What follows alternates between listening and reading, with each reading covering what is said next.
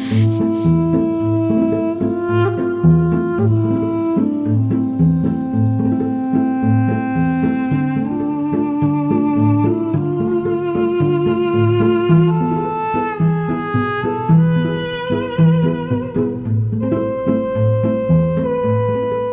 à tous et bienvenue dans ce nouvel épisode du podcast L'essentiel des parents. Aujourd'hui, c'est Angèle qui vous parle.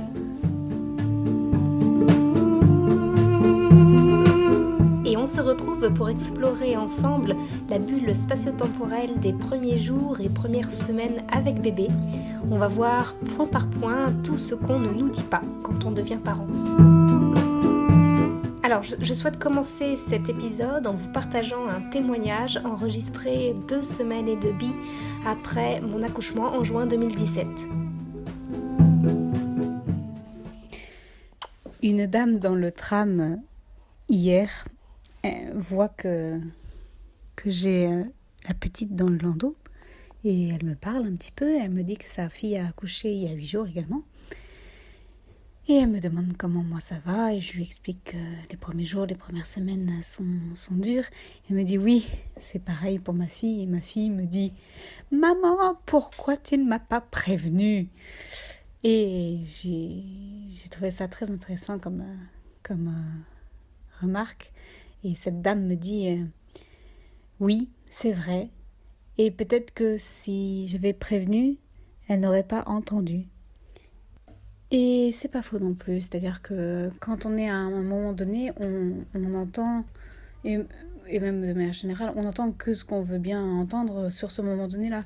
Et en particulier dans la grossesse, je sais que pour ma part, je me suis beaucoup renseignée, informée sur toutes les différentes phases de la grossesse, puis sur la préparation à l'accouchement et l'accouchement en tant que tel. Mais je réalise aujourd'hui qu'il ne m'était même pas venu à l'esprit de me renseigner sur l'immédiat après l'accouchement. Si, je m'étais renseignée sur le fait que j'ai mon enfant près de moi et que mon enfant vive un moment unique avec moi et son papa et que il ne soit pas tout de suite pris par l'équipe médicale pour tout un tas de tests. C'était juste ça. Mais concrètement, je ne m'étais pas interrogée sur les premiers jours et les premières semaines. Quand on parle de bébé, j'imaginais, je dis on, mais on représente, ou j'imaginais tout le temps un bébé finalement, aujourd'hui je me rends compte de 2-3 mois, quoi. Un beau bébé, très éveillé, qui s'exprime par ses pleurs, ses sourires, etc. Là aujourd'hui, j'ai un tout petit bébé, pas toujours très éveillé ou réveillé, et qui faisait à la naissance 46 cm pour 2,5 kg. Donc c'est vraiment tout petit être. Je ne m'attendais pas du tout à ça.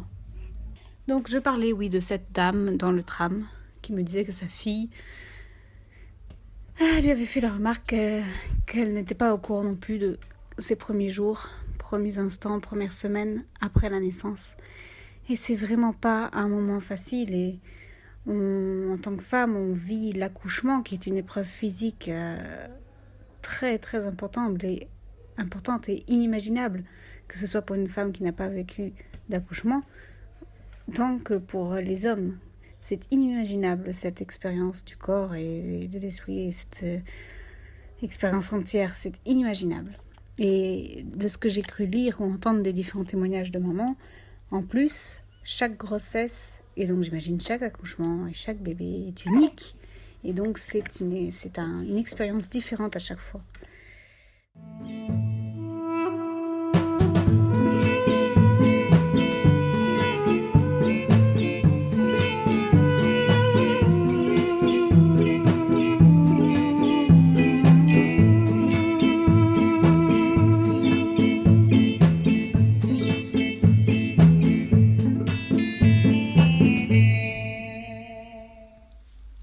Si vous nous écoutez alors que vous êtes enceinte, c'est une très bonne nouvelle.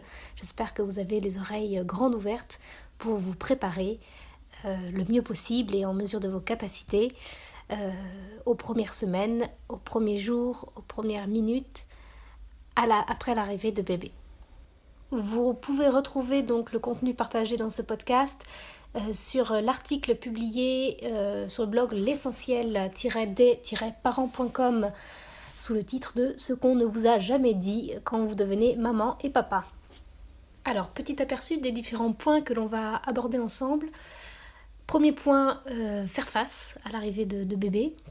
Deuxième point, on va parler du corps, du rétablissement du corps de la maman et du rapport au corps entre la femme et son corps et le compagnon et le corps de la femme.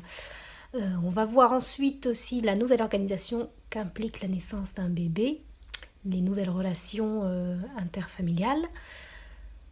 Devenir parent, qu'est-ce que ça signifie ? On va voir aussi un sujet tout aussi important, j'ai envie de dire, assez complexe, qui est la dépression postpartum. Je vous partagerai mon témoignage personnel. Ensuite, on va voir plusieurs astuces pour penser à soi, entretenir son couple, avoir le soutien de la famille. Et enfin, pour finir, on verra ensemble du coup des orientations, en tout cas des pistes d'un point de vue plus macro, d'un point de vue plus sociétal, sur l'organisation, sur l'aménagement en fait de l'espace-temps, j'ai envie de dire, pour les jeunes parents et les nouvelles familles. Donc on va voir la notion de ce que j'appelle moi les 12 semaines cocon, on va le voir plus tard, c'est un concept qui nous vient des pays germaniques et on finira sur une attention collective. Voilà, j'espère que le programme vous plaît et on commence tout de suite.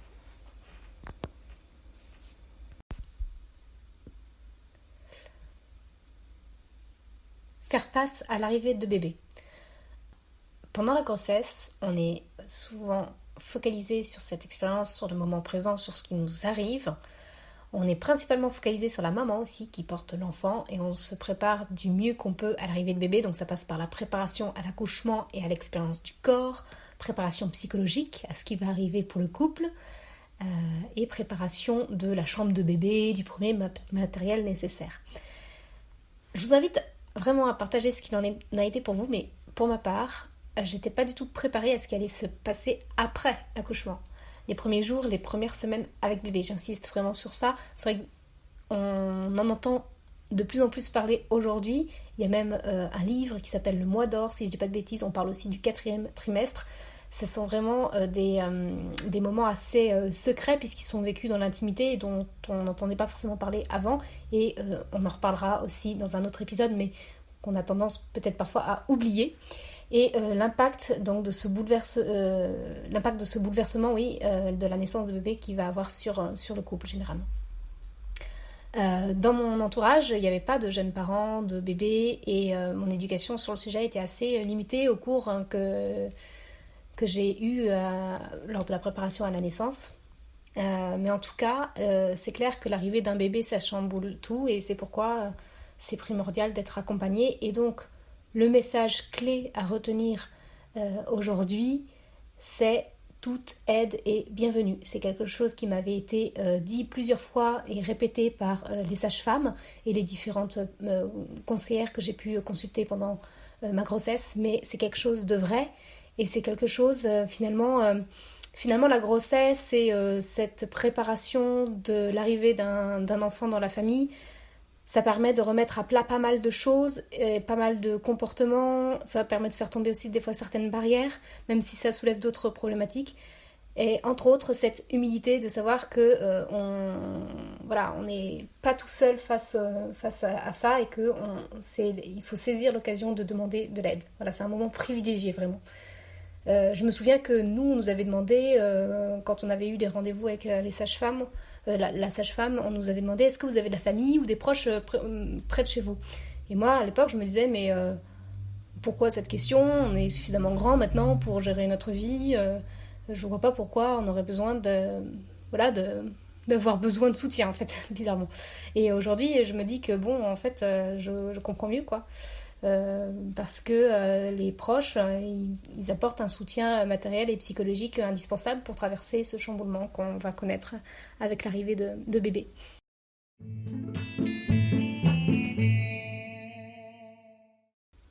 Le rétablissement du corps. Alors la femme vit une longue transformation de son corps pendant la grossesse et elle est loin de retrouver son corps de jeune fille dès que bébé est sorti. Au contraire, je dirais même que le corps est marqué à vie et c'est d'autant plus parlant quand, comme moi, on a eu une césarienne. C'est-à-dire que le corps, effectivement, s'est transformé, s'est modelé pour laisser l'enfant grandir et se développer. Et c'est vrai que juste après l'accouchement, en fait, ça c'est aussi quelque chose dont je n'avais aucune idée, mais on garde un ventre assez formé pendant encore plusieurs semaines après. Petite anecdote d'ailleurs, quand j'étais sortie de la maternité après les 7 jours passés là-bas pour ma part, j'ai pris un taxi pour rentrer chez moi et pendant que le papa avait pris la poussette pour aller à pied parce qu'on n'habitait pas très loin de l'hôpital, bref, le chauffeur me dit « Ah, c'est pour quand ?» Et je me suis sentie bizarre et j'ai dit « Bah en fait, j'ai accouché déjà. » Donc voilà, petite parenthèse. En tout cas, donc le rétablissement du corps prend un certain temps après l'accouchement et donc il y a tout un soin que doit prendre...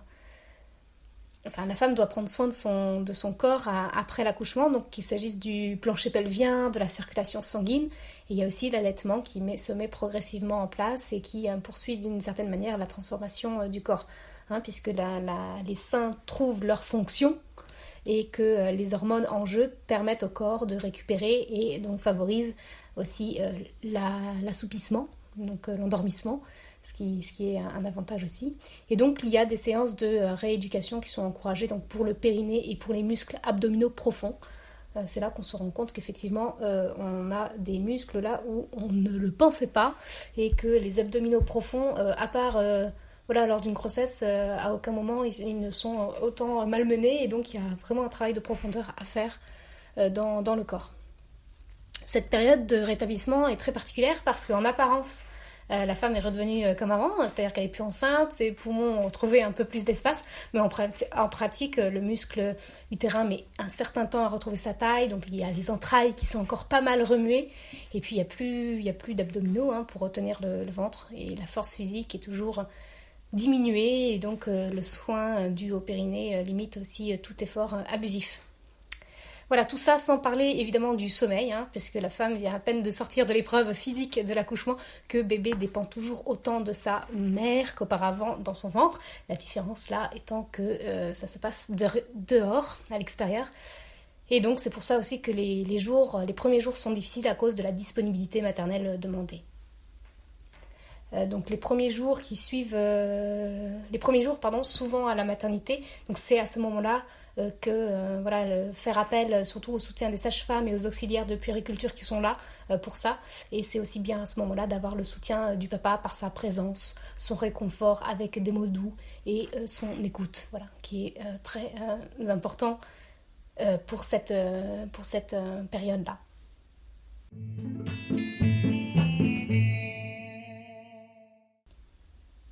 Parlons un peu maintenant de la nouvelle organisation à trouver lorsqu'on passe d'un couple à une famille, sachant que là je me base sur mon expérience personnelle, où on était dans un homme et une femme qui procréent ensemble, puisqu'il existe évidemment d'autres formats familiaux que je maîtrise moins, donc vous êtes libre de partager votre expérience personnelle dans les commentaires. En tout cas, l'arrivée d'un bébé dans un couple chamboule pas mal de choses. C'est à l'arrivée de bébé que le père et la mère deviennent parents, et c'est la prise en main de ce nouveau rôle qui n'est pas évidente. Le père découvre l'enfant pour la première fois, il fait face à un ensemble de situations, de charges et de tâches tout à coup, et c'est en effet, donc dans la grande partie des cas, le père ne sait pas, on ne sait pas quand précisément va arriver le bébé, donc ça arrive un peu comme ça, et à partir de ce moment-là, on apprend tous les deux notre nouveau rôle et notre responsabilité sur le tas. Donc le nouveau papa est confronté donc à des situations nouvelles avec le petit être arrivé. Il y a aussi donc des situations des situations nouvelles et bien particulières avec la maman, et donc il y a beaucoup d'inconnus. À cela s'ajoute donc une grande fatigue psychique et aussi physique, l'épreuve du corps pour la mère, la fatigue pour les deux parents. Donc il est fréquent et normal de faire face à des disputes, parfois pour pas grand-chose.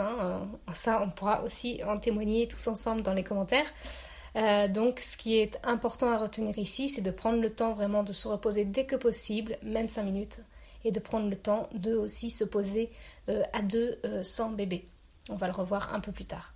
Donc dans ces moments-là, c'est vrai que c'est toujours bénéfique du coup de pouvoir laisser bébé à d'autres bras, comme ceux des grands-parents ou de vos frères et sœurs.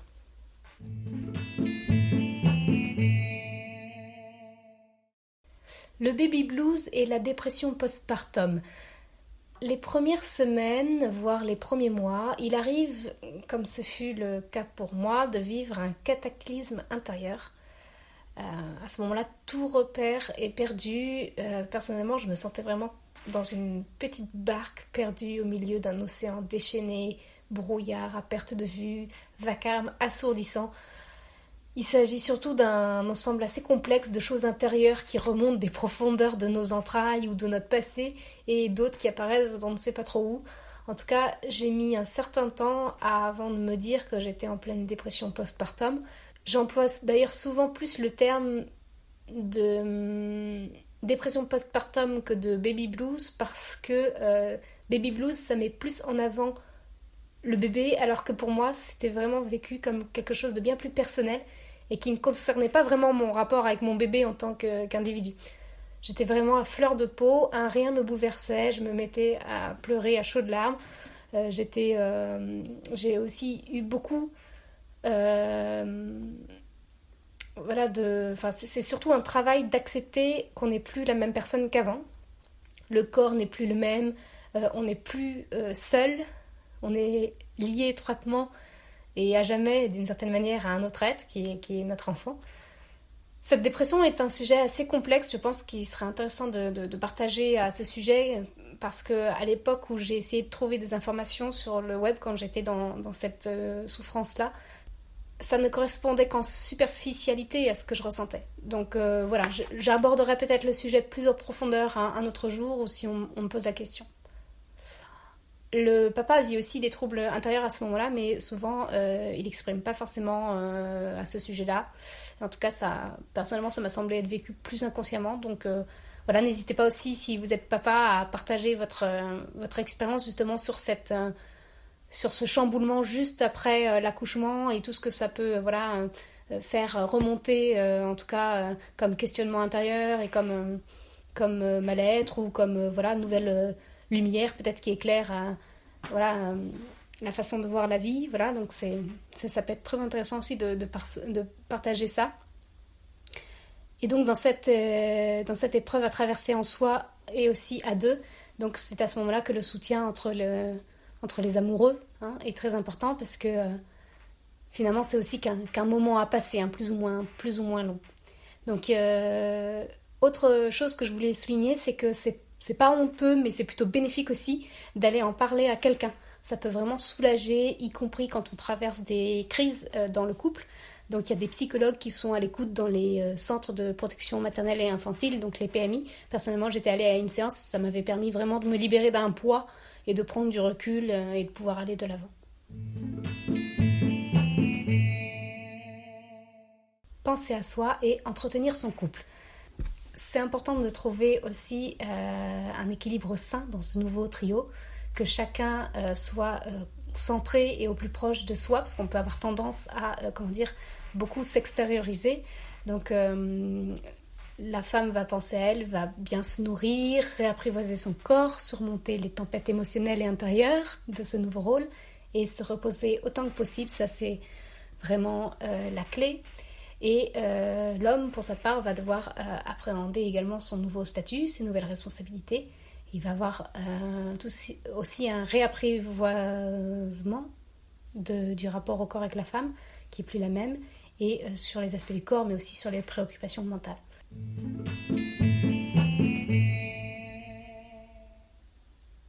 Penser à soi et entretenir son couple.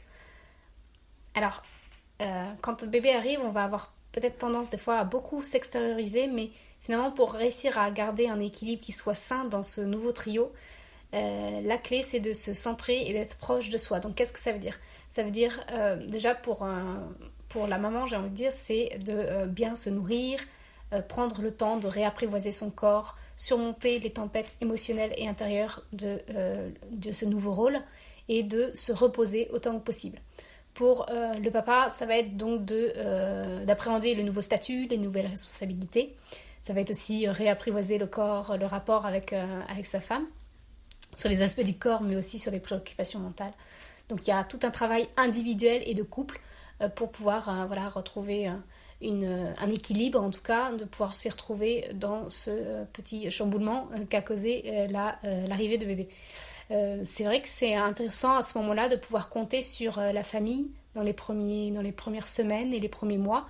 Ça permet de pouvoir laisser bébé dans les bras de gens en qui on a confiance et de pouvoir s'échapper quelques heures pour soi, que ce soit pour faire une vraie sieste, pour aller au cinéma, pour prendre l'air, pour être seul ou à deux. Et c'est vrai que pouvoir faire garder bébé par quelqu'un de la famille, c'est une opportunité puisque, ils vont pouvoir garder bébé peut-être plutôt le soir. Et c'est un atout assez précieux pour ma part, même si nos familles vivaient loin, on a eu quand même du soutien. Des membres de la famille qui sont venus passer plusieurs jours et en alternance comme ça, donc on a eu un soutien pendant plusieurs semaines.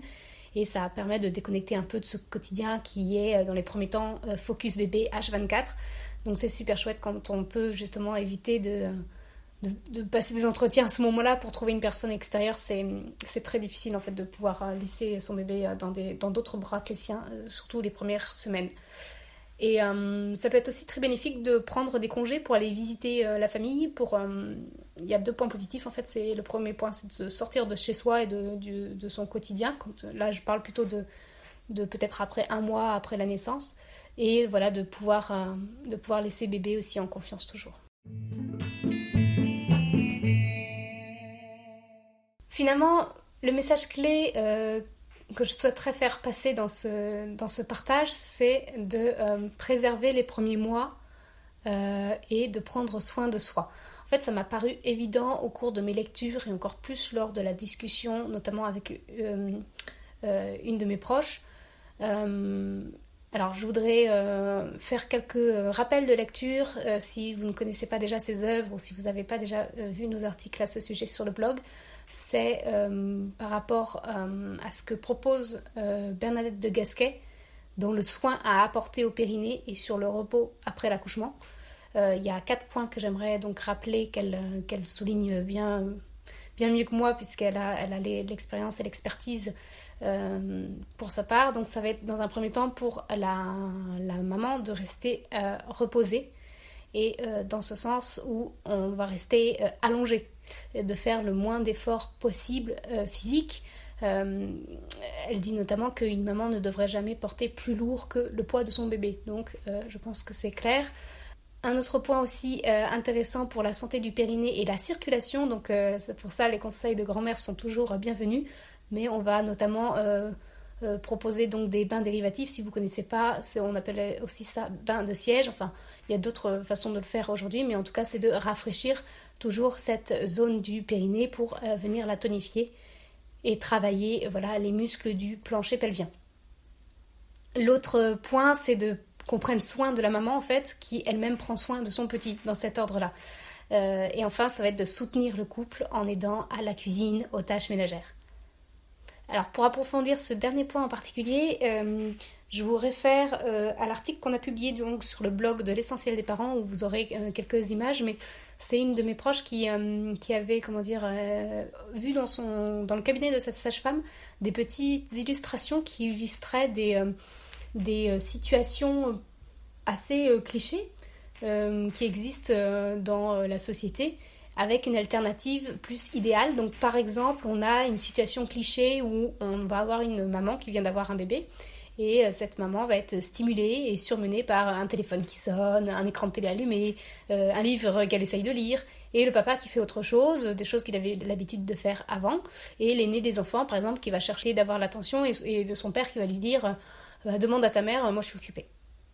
Dans ce cas-là, la situation idéale, ce à quoi devrait ressembler en tout cas un foyer à l'arrivée d'un bébé pour que ce soit quelque chose de propice finalement à l'accueil, ça va être une mère qui est concentrée sur le nourrisson, le téléphone qui est débranché, la télé éteinte, la mère qui n'est pas en stimulation et qui boit une tisane par exemple, qui se concentre donc sur sa relation et sur le fait de nourrir son bébé.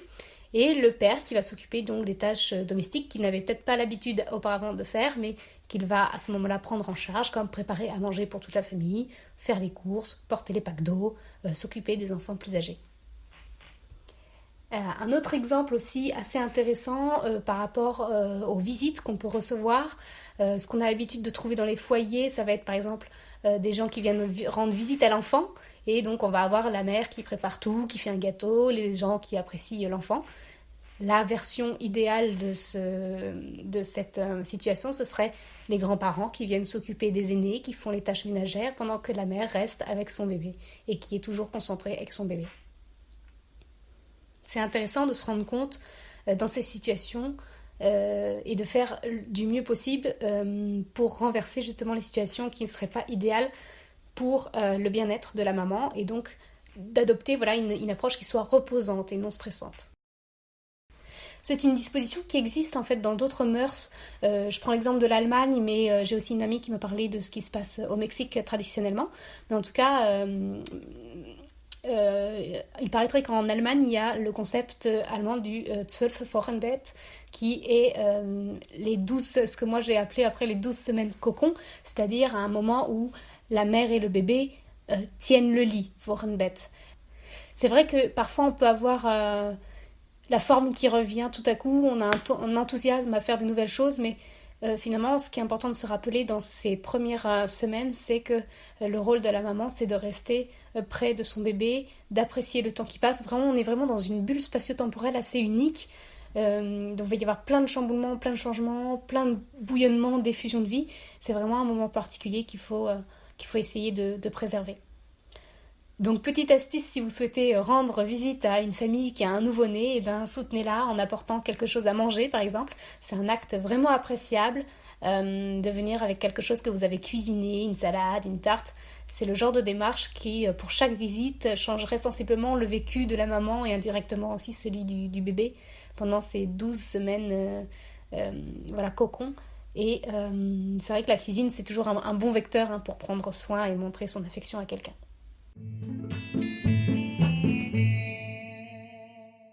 On va finir cet épisode sur un point sur l'attention collective qu'on peut avoir. Donc c'est un aspect d'éducation plutôt collective que je souhaitais soulever dans ce podcast. C'est un appel au bon sens aussi des gens, que ce soit dans les transports en commun ou dans les espaces publics, à aider les jeunes parents accompagnés de leur nouveau-né. Donc ça peut être comme céder les emplacements réservés aux poussettes dans les trams, dans les bus, aider à monter ou à descendre les escaliers avec la poussette, ou faciliter l'accès aux ascenseurs, n'est-ce pas, aux personnes prioritaires.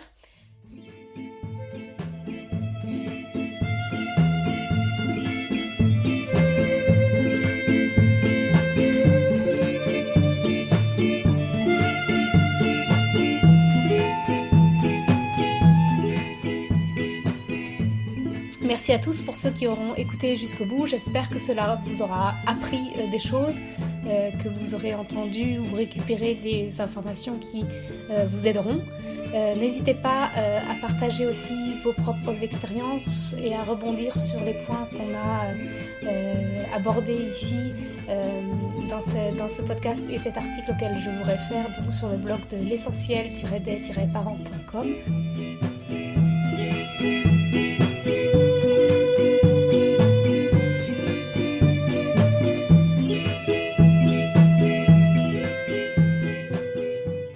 Partagez votre expérience dans les commentaires et quels sont vos conseils pour démarrer dans la vie de parents.